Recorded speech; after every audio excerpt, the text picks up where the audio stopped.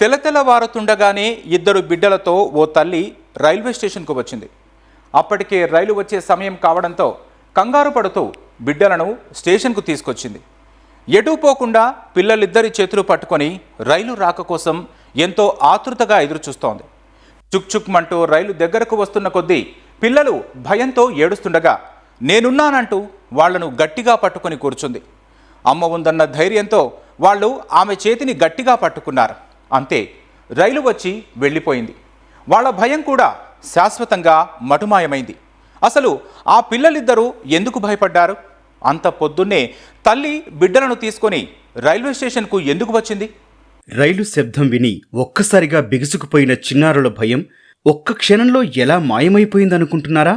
ఎందుకంటే వాళ్ళు తల్లిని పట్టుకుని కూర్చుంది రైల్వే స్టేషన్ ప్లాట్ఫామ్ మీద కాదు, రైలు పట్టాలపై. చిన్నపిల్లలతో కలిసి ఆ తల్లి రైల్వే స్టేషన్కొచ్చింది రైలు ఎక్కడానికి కాదు, రైలు కింద పడి చనిపోవడానికి. క్షణికావేశంలో ఆ తల్లి తీసుకున్న నిర్ణయం ఆ ఇద్దరు బిడ్డలకు శాపంగా మారింది. జీవితమంటే ఏంటో కూడా తెలియని వయసులోనే వారికి నిండు 100 ఏళ్లు నిండిపోయాయి. పలాస రైల్వే స్టేషన్ సమీపంలో తెల్లవారుజామున ఓ తల్లి ఇద్దరు బిడ్డలతో కలిసి ఆత్మహత్య చేసుకోవడం కుటుంబంలో తీవ్ర విషాదాన్ని నింపింది.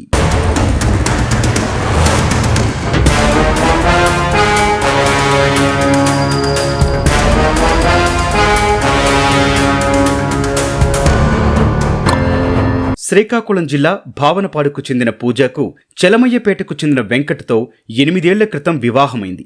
వారికి 5 ఏళ్ల కుమారుడు కుశాంత్, 3 ఏళ్ల కుమార్తె దీక్షిత ఉన్నారు. సొంత ఊరిలో ఉపాధి లేకపోవడంతో కుటుంబంతో సహా వెంకట్ విజయవాడకు వలస వెళ్లాడు. భవన నిర్మాణ పనులు చేసుకుంటూ కుటుంబాన్ని పోషించేవాడు. అయితే చెడు వ్యసనాలకు అలవాటు పడిన వెంకట్ అప్పులు చేయడంతో భార్యాభర్తల మధ్య తరచూ గొడవలు జరుగుతున్నాయి.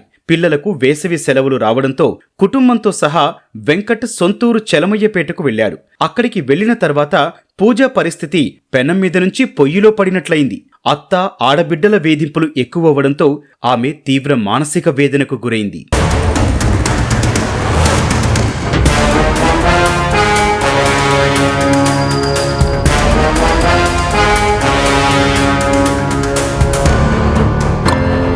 భర్తతో విభేదాల కారణంగా ఆమె ఇద్దరు ఆడబిడ్డలను తీసుకుని అత్తింటి నుంచి కోపంగా బయటికొచ్చింది.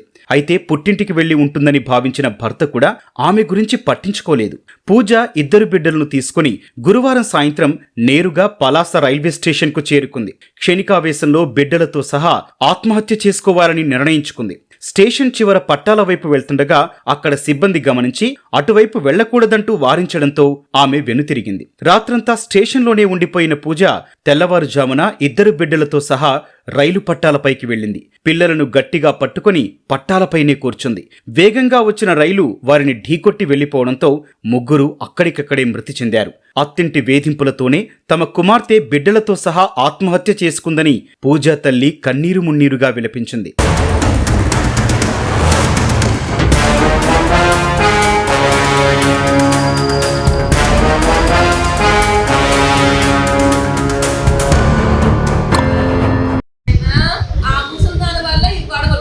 ఎవరు ముసలి ఎవరు ముసలిదాయి ముగ్గురు ఆడపడుచులు ఉన్నారు. ఆ ముగ్గురు ఆడపడుచులు ఆ ముసలిదాయే నా కూతురికి నాశనం చేస్తున్నారు. ఆడపడుచులు ఆ ఊర్లో ఉంటారా?